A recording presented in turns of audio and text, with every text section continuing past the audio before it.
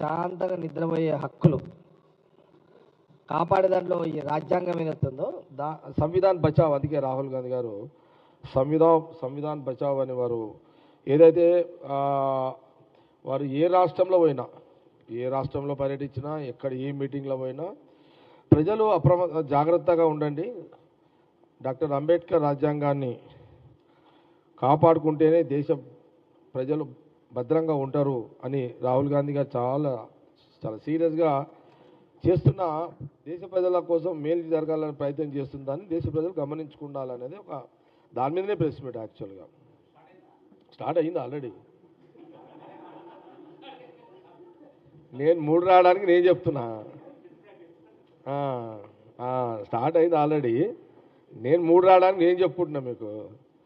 దానికి తోడు ఏంటంటే నేను ఏదైతే అనుకున్నానో అదంతా పేపర్ మీద పెట్టినా, చదువుతా అంతా ఇంత, ఎందుకంటే దాదాపు చాలా పేజీలు ఉన్నాయి. ఇది చెప్పాలంటే లేట్ అవుతుంది, చదువుకుంటూ వెళ్ళిపోతా. అంతకుముందు జస్ట్ ఇట్లా కొన్ని విషయాలు మీకు చెప్తున్నాను. నేనే ఎవరి పనులు చేసుకోమని చెప్పంతే, అంతే. నా పని నేను చేసుకుంటున్నా, ఎవరి పనులు చేసుకోమని. అంటే రాజ్యాంగము, అంబేద్కర్ రాజ్యాంగము దేశ ప్రజలకు ఒక కవచం లాంటిది. మీరు చరిత్రలో పోతే కవచం అంటే ఆ రోజు మహాభారతంలో కర్ణుడికి కవచం ఉన్నంతకాలం అతని ప్రాణహాని లేదు. విన్నారా? కర్ణుడికి కవచ కుండలాలు ఉన్నంత కాలము కర్ణుడికి చావు లేదు, ఎవరు చంపలేరు. మన చరిత్ర చాలా స్పష్టంగా మహాభారతంలో శ్రీకృష్ణ భగవానుడు కూడా ఒక సందర్భంలో చెప్పిన దాన్ని మనం అందరం కూడా గూగుల్లో దొరుకుతుంది, మనం సినిమాలు చూసినాము, కథలలో స్టోరీ ఉంది అదంతా మహాభారతంలో. కర్ణుడికి కవచకుండలాలు ఉన్నంత కాలము ఎవరు అతను ఎదిరించలేకపోయారు, అతను చంపలేకపోయారు. అరే ఫోన్ బంద్ పెట్టండి భయ్, ఎందుకు మనం ప్లీజ్ సైలెన్స్లో పెట్టుకోండి ఫోన్. కవచకుండలాలు ఉన్నంత కాలము కర్ణుడిని ఎవరు చంపలేకపోయారు, దరిదాపుల దగ్గర పోలేకపోయారు, ఆయన ఏం చేయలేకపోయారు. ఎప్పుడైతే కర్ణుడు కవచకుండలాలు తీసిండో, దానం ఇచ్చిండో, ఇచ్చిన తర్వాతనే అతను అక్కడి నుంచి ఆయనకు చావు ప్రయాణం మొదలైంది కర్ణుడికి. అట్లాగే దేశ ప్రజలకు కూడా ఈ అంబేద్కర్ రాజ్యాంగం కవచం లాంటిది.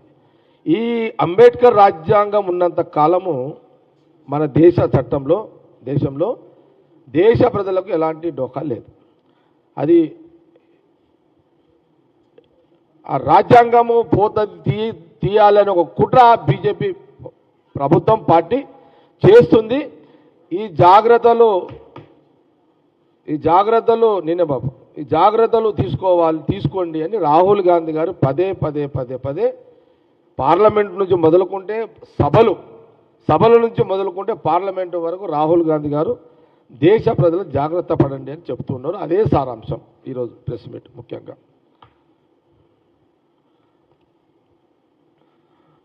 ప్రధానంగా స్వాతంత్రం రాకముందు మన దేశంలో చక్రవర్తులు దేశాన్ని పరిపాలించారు, రాజులుగా చక్రవర్తులుగా కొనసాగారు. తర్వాత ముస్లింలు పరిపాలించారు, బ్రిటిష్ వాళ్ళు వచ్చారు. ఈ పరిపాలన అంతా ఒక చరిత్ర మన ఇండిపెండెన్స్ కంటే ముందు జరిగింది ఇదంతా. అంటే ఆ కాలంలో ఎన్నికల కమిషన్స్ లేవు, ఆ రోజులలో డైరెక్ట్గా ప్రజలే ఎన్నుకునేవాళ్ళు. తర్వాత బ్రిటిష్ వారి దేశాన్ని పరిపాలించారు. తర్వాత కొన్ని ఏళ్ళ తర్వాత మహాత్మా గాంధీ ఆధ్వర్యంలో అహింసా మార్గంలో ఈ దేశంలో స్వాతంత్ర ఉద్యమం జరిగింది. జవహర్లాల్ నెహ్రూ, మోతీలాల్ నెహ్రూ వాళ్ళ ఆస్తులను దారాదత్తం చేసి శాంతియుతంగా పోరాటం చేశారు, స్వతంత్రం తెచ్చారు. స్వతంత్రం తెచ్చిన తర్వాత మహాత్మా గాంధీ నాయకత్వంలో దేశ ప్రజలు జవహర్లాల్ నెహ్రూను దేశ ప్రధానిగా ఎన్నుకున్నారు. నెహ్రూ ప్రధానమంత్రి అయిన తర్వాత ఆయన నాయకత్వంలో అంబేద్కర్ గారి ఆధ్వర్యంలో రాజ్యాంగాన్ని తయారు చేసుకున్నారు. అంబేద్కర్ రాజ్యాంగం దేశంలో ప్రజల సుఖశాంతులతో జీవించడానికి చట్టపరంగా, న్యాయపరంగా దేశంలో వారి ఆస్తులను రక్షణ కల్పించేలా రాజ్యాంగాన్ని నెహ్రూ కేబినెట్లో ప్రవేశపెట్టిన ఆమోదం తెలిపారు. తర్వాత 16 ఏళ్ల పాటు నెహ్రూ ప్రధానమంత్రిగా ఎన్నికల కమిషన్ ఆధ్వర్యంలో జరిగిన తొలి ఎన్నికల్లో విజయం సాధించారు. ఓటు ద్వారా ఆ కాలంలో దేశంలో అభివృద్ధి మొదలైంది. ఇండస్ట్రీస్ కానీ, వ్యవసాయం కానీ, ఆహార భద్రత కానీ ఇవన్నీ నెహ్రూ ప్రారంభించినవే. మనిషికి కావాల్సింది ఏంటిది? ఆహారము, ఆరోగ్యము, చదువు, ఉపాధి, ఇలా గ్రామం నుంచి పట్టణం వరకు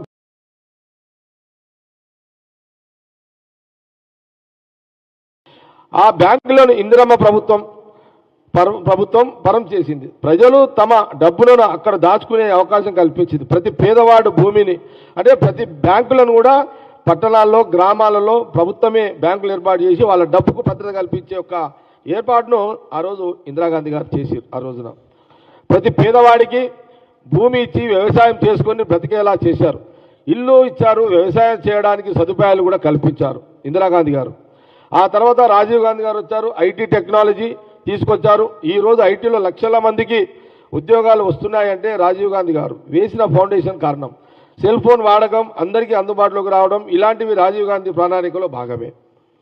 18 ఏళ్ల యువతీ యువకులను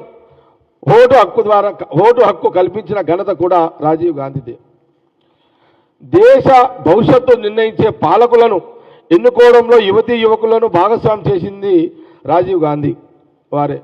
జవహర్లాల్ నెహ్రూ, అంబేద్కర్ గారు, ఇందిరాగాంధీ గారు దేశ ప్రజల హక్కులు కల్పించడం, వారికి అండగా ఉండడం, ఆదుకోవడం దృష్టి పెట్టారు. అప్పుడు బీజేపీ లేదు, మోడీ లేరు, అమిత్ షా లేరు. వీళ్ళెవరూ లేనప్పుడే దేశం అభివృద్ధికి పునాదులు వేసింది ఇందిరాగాంధీ గారు, రాజీవ్ గాంధీ గారు, సోనియా గాంధీ గారు సూచనలతో ప్రధాని పదవి చేపట్టిన పివి నరసింహారావు గారు రాష్ట్ర ఆర్థిక సంస్కరణలు తీసుకొచ్చారు ఆ రోజు సోనియా గాంధీ గారి సూచనలలో.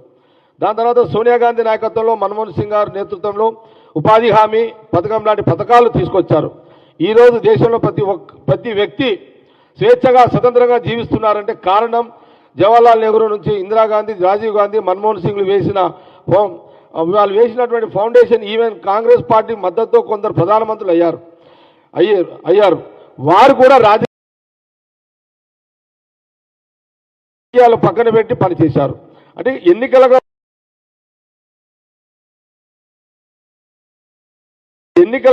ఎన్నికల తర్వాత రాజకీయాలతో సంబంధం లేకుండా పాలన చేశారు. అది ప్రజలు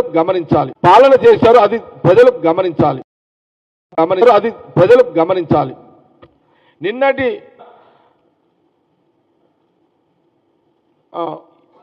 ఇప్పుడు ఏం జరుగుతుంది?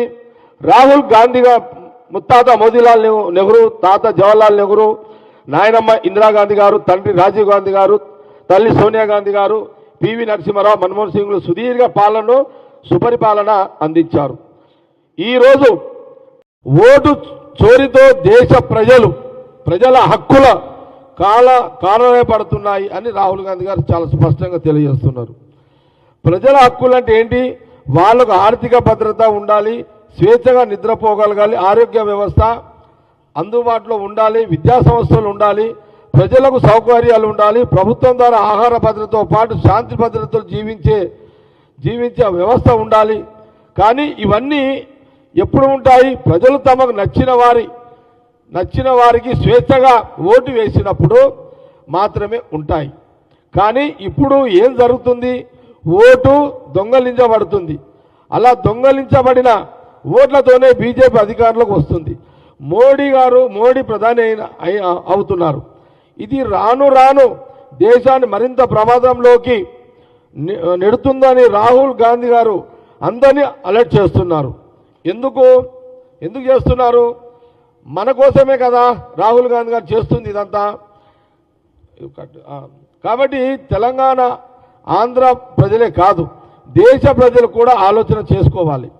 ప్రతిపక్ష నాయకుడిగా రాహుల్ గాంధీ గారు మాట్లాడుతున్నారు. దేశ ప్రజలతో పాటు తెలంగాణ, ఆంధ్రప్రదేశ్ ప్రజలు జాగ్రత్త పడండి, అలర్ట్గా ఉండండి. రానున్న ఎన్నికల్లో అంటే ఎన్నికలు ఇప్పుడు ఎట్లా తయారైపోయినాయి అంటే, వాస్తవం కూడా చెప్పాలంటే బీజేపీ ప్రభుత్వము, బీజేపీ పార్టీ కొంత భగవంతుని పేరు మీద కొంత ఓటు బ్యాంకు తయారు చేసుకుంటుంది, ఓట్లు వేయించుకుంటున్నారు. కొంత మతం పేరు మీద కొంత ఓటు గెలిపించుకొని ఒక 30, 40, 50 ఎంపీలను గెలిపించుకొని ఈ దేశంలో బీజేపీ ప్రభుత్వం అధికారంలోకి వస్తుంది. ఇది ఇది వాస్తవమే, నిజమే. కాబట్టి కొన్ని నెలలుగా, సంవత్సరం 2 సంవత్సరాలుగా రాహుల్ గాంధీ గారు పదే పదే ఇది ఏనాటికైనా ఎప్పటికీ ఇప్పుడు ఆల్రెడీ దేశ ప్రజలు ప్రమాదంలో ఉన్నారు, ఇంకా ప్రమాదానికి గురైపోతారు. ఈ యొక్క అంబేద్కర్ ఈ రాజ్యాంగాన్ని తీసేయాలని ఒక బీజేపీ కుట్ర ఆపాలి అంటే అది ఓటు. ఇప్పుడు రాజ్యాంగం ఒక దిక్కు, ఎన్నికల కమిషన్ దొంగలించబడుతున్నది. అంటే మనుషుల యొక్క హక్కులు, స్వతంత్రాన్ని, వాళ్ళ స్వేచ్ఛను ఓటు ద్వారా తెచ్చుకునే ప్రతి ఓటరి హక్కులను బీజేపీ పార్టీ కేంద్రంలో ఎన్నికల కమిషన్ ద్వారా కొన్ని ఓట్లను దొంగలించబడి ఎంపీలను గెలిపించుకొని ఈ దేశంలో బీజేపీ పరిపాలిస్తుంది, జాగ్రత్త పడండి అని రాహుల్ గాంధీ గారు చాలా స్పష్టంగా పార్లమెంట్ నుంచి గల్లీ వరకు వారు ప్రజలను వారు జాగ్రత్త పడండి అని చెప్తున్నారు. ఈ విషయాన్ని గమనించాలన్నదే ఈ యొక్క ప్రెస్ మీట్ యొక్క ముఖ్య ఉద్దేశం. అందుకే పెడుతుంది. ఇంకొకటి బీజేపీ అధికారం రాకముందు 54 లక్షల కోట్ల అప్పు ఈ దేశానికి ఉండే. బీజేపీ వచ్చాక దాదాపు ఇప్పుడు 140 లక్షల కోట్ల అప్పు ఇప్పుడు ఉంది. అంటే ఇప్పుడు మనము 67 స్వతంత్రం వచ్చిన తర్వాత 67 సంవత్సరాలు పాలనలో మన దేశం యొక్క అప్పు కేవలం 54 లక్షలు. ఈ 11 సంవత్సరాలలో ఈ దేశం యొక్క అప్పు 147 లక్షల కోట్లు దాకా అప్పు ఈరోజు మనకుంది. ఇది కూడా దేశ ప్రజలు గమనించాలన్నది నేను ఈ సందర్భంగా చెప్పడం కూడా జరుగుతుంది.